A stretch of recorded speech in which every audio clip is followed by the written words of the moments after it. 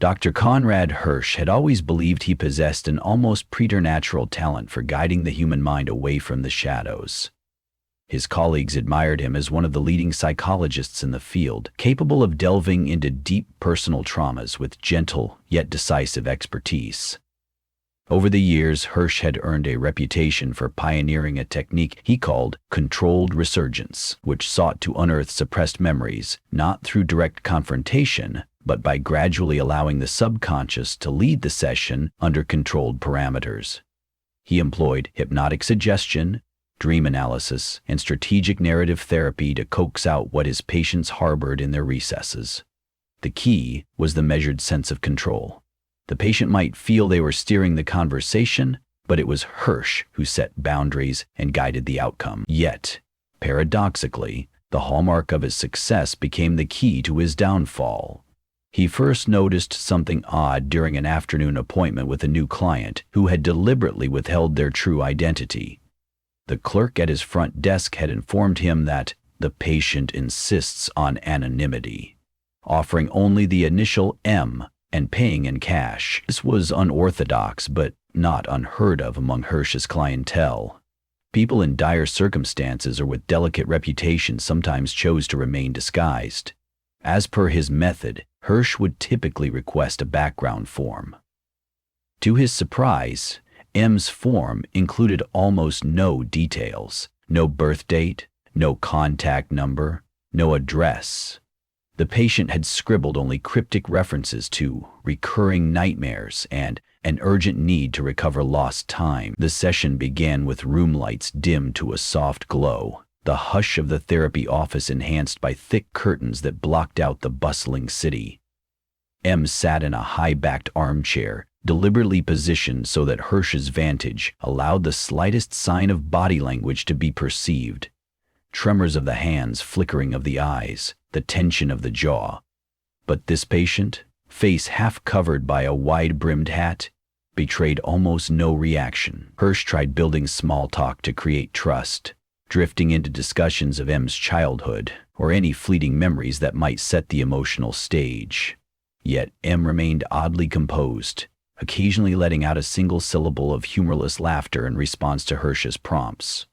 Curiously, Hirsch began noticing himself losing track of time. It felt as though the patient had seized indirect control of the conversation, deflecting questions by posing seemingly trivial queries in return. Why do you want me to recall that memory? What if exploring it is just your way of shaping me into something you wish me to be? Another question. How do you remain so sure you can guide others when you can't see the illusions that might trap your own mind? These were questions Hirsch was used to hearing in some iteration from anxious or defensive patients, but M's tone was different. There was a grounded assurance there, as if M had studied him beyond the casual knowledge gleaned from a psychologist's website profile. As the session ended, and M left with an enigmatic, "Until next time," Hirsch felt a sense of disquiet that lingered. He locked his office door that evening, telling himself that the uneasy feeling was just the residual energy of a patient harboring serious trauma. He purposely avoided replaying the bizarre conversation in his mind when he got home, but that night, he dreamed of a dark corridor that stretched on without end. Shadows moved along the walls, and in the distance, a figure wearing a wide-brimmed hat kept beckoning him deeper. The dream eventually broke into a swirl of confusion, leaving Hirsch drenched in sweat by morning's light. A week passed before M's next appointment. Hirsch had taken the interim to do some investigative work. He scoured records, cross-referenced the minimal details M had provided on the intake form, and even contacted a private investigator friend to see if the name or initial matched any known missing persons or suspicious individuals. Nothing turned up. Hirsch had encountered secretive patients before, but there was an unsettling finality to M's anonymity, as though M straddled the line between reality and a cunning illusion. When M arrived that second session, Hirsch was armed with determination to exert more conventional leadership over the therapy. He guided M into a light, hypnotic state, a shallow trance that often helped loosen stubborn pockets of memory. Determined to remain authoritative, Hirsch kept his voice calm and steady, instructing M to recall early childhood experiences. Usually a patient's eyes would flutter or well up with tears, or a tension around the mouth would indicate the rise of powerful emotion. M, however, remained stoic, breathing slowly yet deeply, the wide-brimmed hat set aside for once, revealing dark, close-cropped hair and an austere face that was difficult to read. Rather than M unraveling secrets, Hirsch discovered a strange phenomenon. It was he who felt a mild lethargy creeping in. His vision blurred for a fraction of a second, as though the lines between them were shifting. M was whispering something, but it wasn't a memory. It felt like a hypnotic script. Familiar words drifted through Hirsch's consciousness. Release your grip. Drift into the current, accept the guidance. It took him a few seconds to register that M was echoing lines from Hirsch's own therapy manual. But how could M know this close-guarded script Hirsch had developed over many years? Catching himself, Hirsch forcefully into the trance. His heart raced. M observed him with an unwavering gaze, a slight smile stretching across the lips. Interesting method, M said softly, the voice neither mocking nor flattering. But if you invite someone to explore the darkness, be prepared to greet them there yourself. Those words lingered like a chilling echo as M left the office. Hirsch spent the rest of the day trying to process what had happened. He buried himself in his usual routine. A session with a teenager struggling with anxiety, a couples therapy appointment, a phone call with an institution considering him for a keynote address at an upcoming psychology conference. Despite these distractions, the image of M wouldn't leave his thoughts. The session's bizarre inversion, where Hirsch suddenly felt on the brink of being hypnotized, shook him to the core. This had never happened before. His controlled resurgence technique was supposed to guide patients toward self-discovery, not render the therapist vulnerable to infiltration. Night after night, Hirsch was tormented by the same corridor dream, but found that it escalated each time. Now, the figure in the wide-brimmed hat wasn't simply standing in the distance.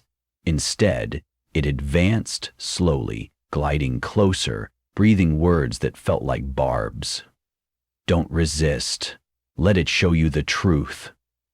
Hirsch would wake up gasping, stagger to the bathroom, and splash cold water on his face, only to see his pale reflection, eyes wide with dread. The nightmares seeped into his waking hours too. During normal tasks, driving, preparing coffee, attempting to read, he'd catch flickers of that hat in his peripheral vision.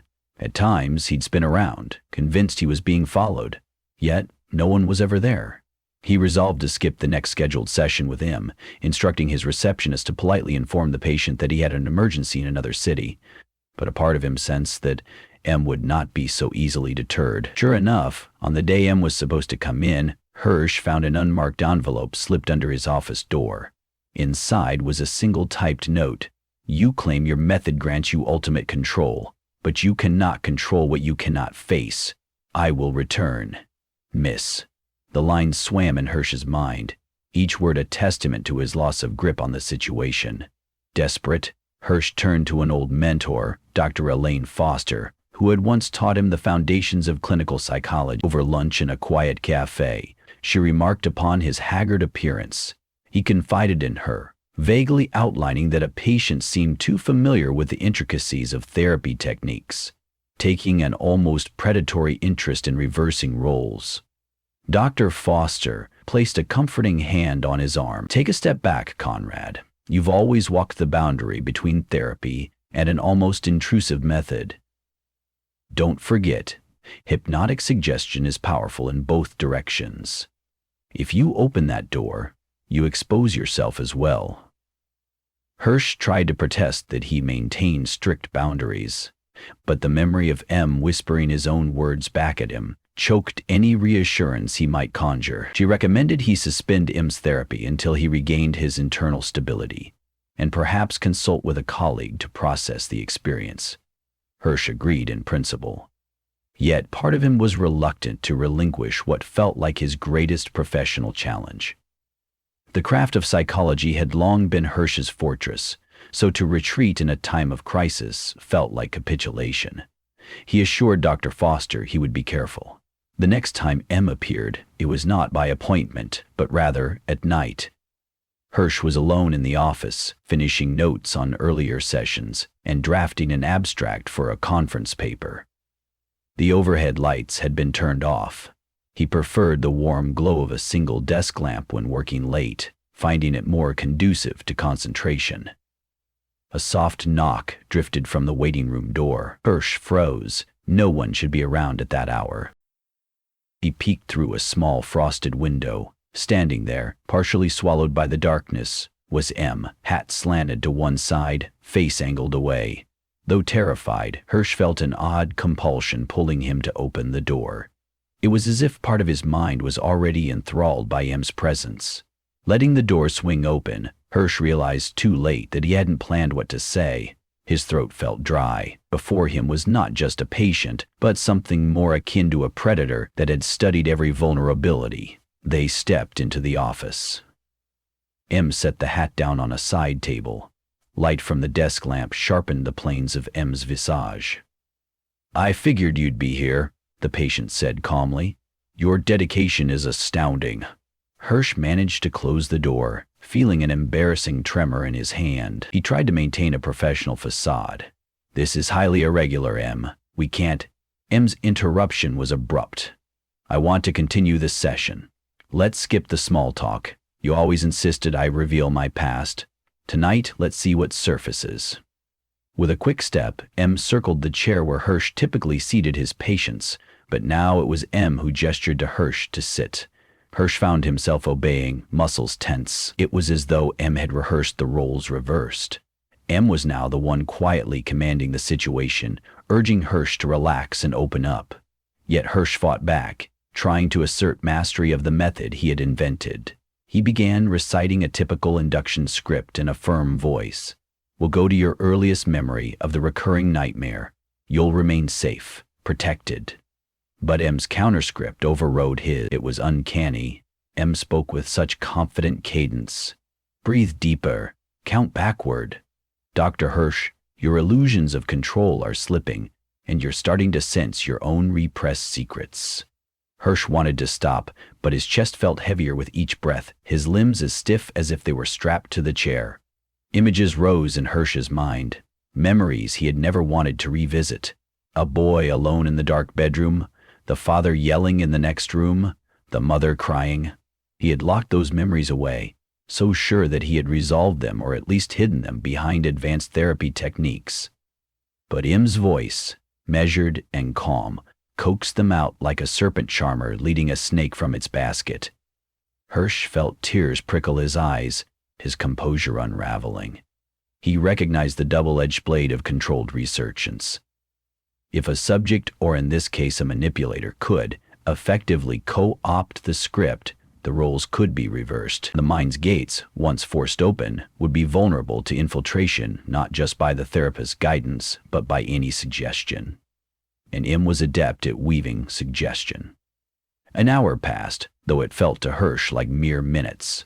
He was stuck in his own mental labyrinth, memories swirling in front of him. Suddenly, a thunderous banging on the office door snapped him out of his daze.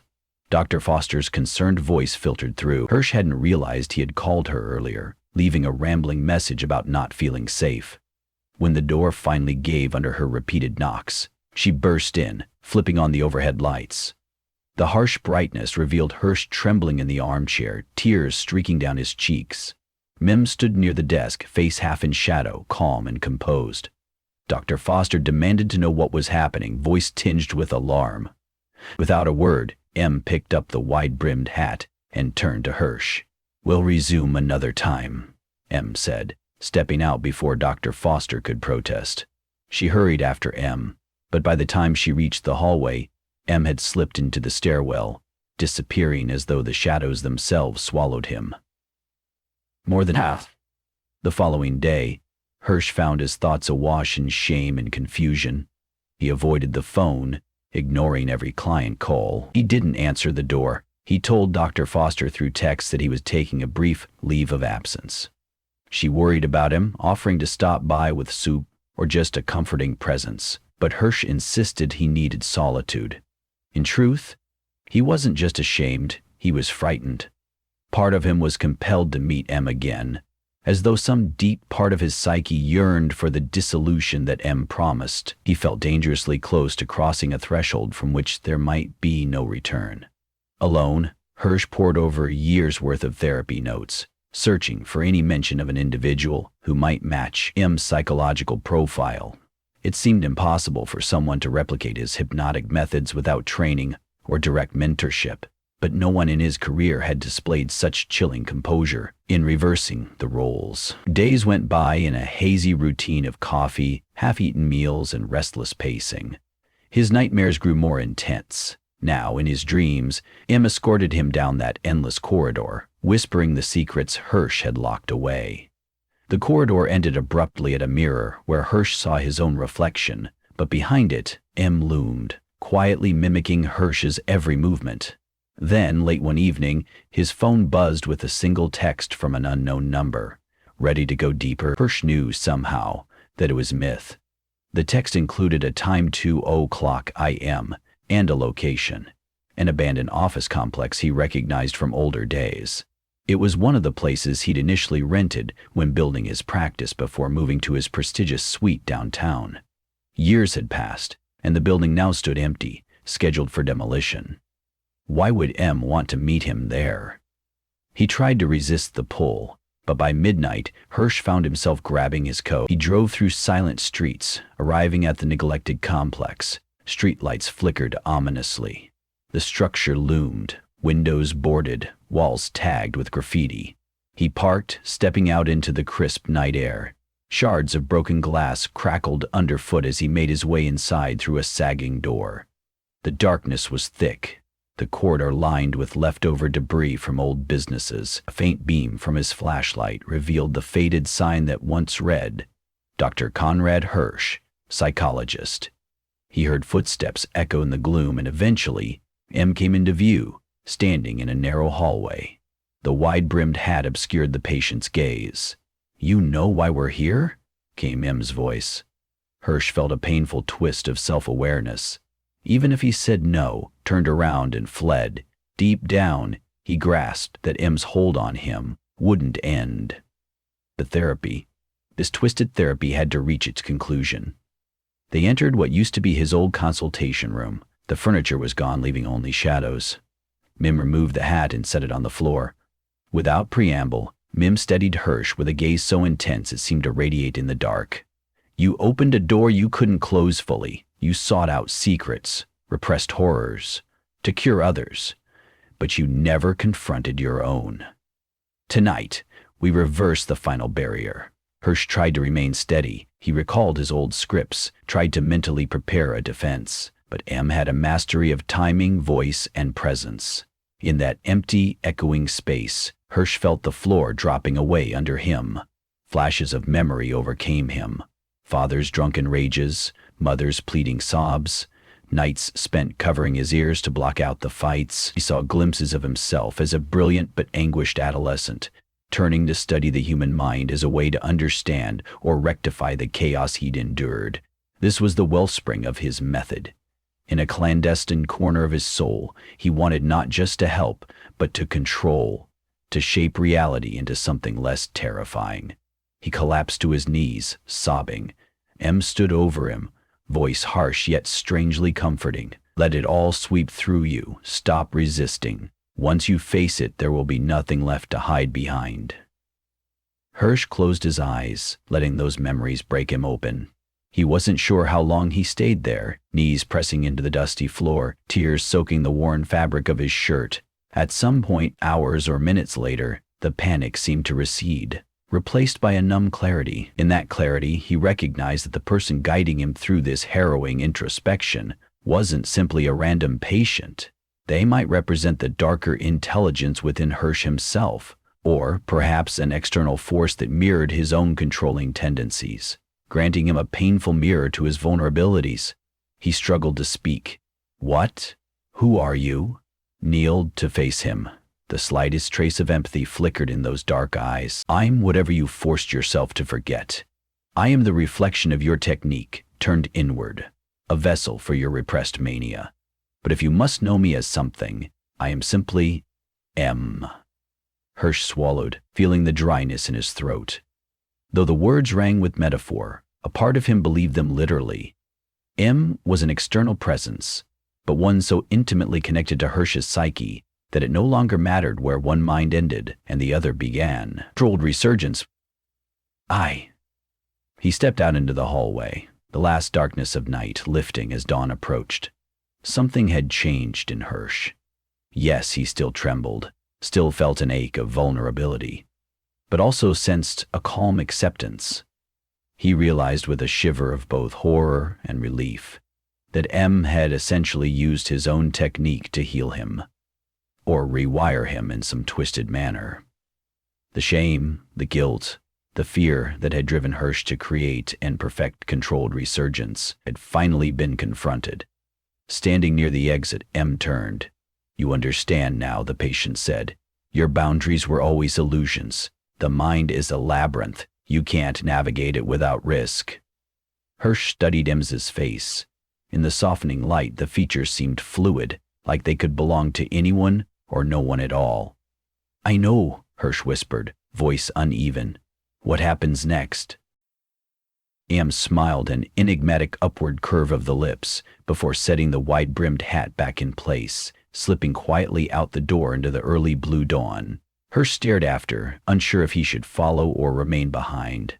Ultimately, he remained, staring at the vacant lot and cracked asphalt. The place that once housed his embryonic practice was now scheduled for demolition, as if symbolically burying his old illusion. In the aftermath, Dr. Conrad Hirsch took an indefinite leave from clinical work. His patients were referred to other capable therapists in the area. He confided in Dr. Foster that he needed time to reevaluate the ethical and psychological ramifications of the techniques he had popularized. She was both relieved and concerned, sensing that he had undergone a major upheaval. Now, Hirsch spends his days reading volumes on Eastern philosophies and older texts about shamanistic journeys into the subconscious. His nights, free of appointments, yield flickers of the old nightmares. But something has changed. The corridor dream still comes, but the figure in the hat no longer beckons from a distance. Instead, Hirsch finds himself walking side by side with that presence, neither in control nor out of it, but partnering in a strange dance that leads deeper into his psyche. Sometimes, Hirsch wonders if M will reappear in tangible form, stepping out of the shadows to draw him back into that heady swirl of terror and insight.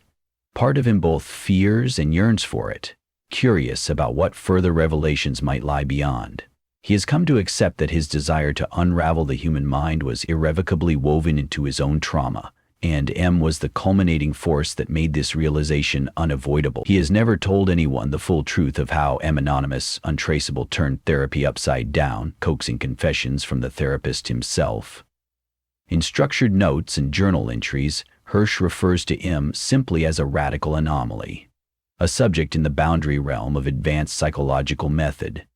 Yet every so often he will pause, mid-sentence, and feel the hairs on his arms prickle, as though someone is standing just behind him, quietly reading over his shoulder. He'll turn abruptly, but of course there is no one there. Only the memory of the wide-brimmed hat and that unwavering gaze, waiting in the recess of his mind.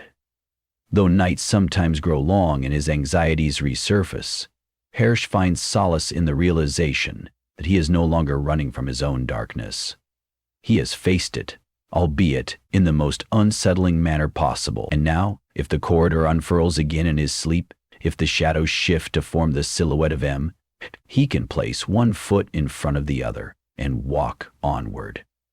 Because in the final reckoning, it was never about conquering the mind, only about learning how to make peace with its labyrinthine depths, no matter how terrifying they may be.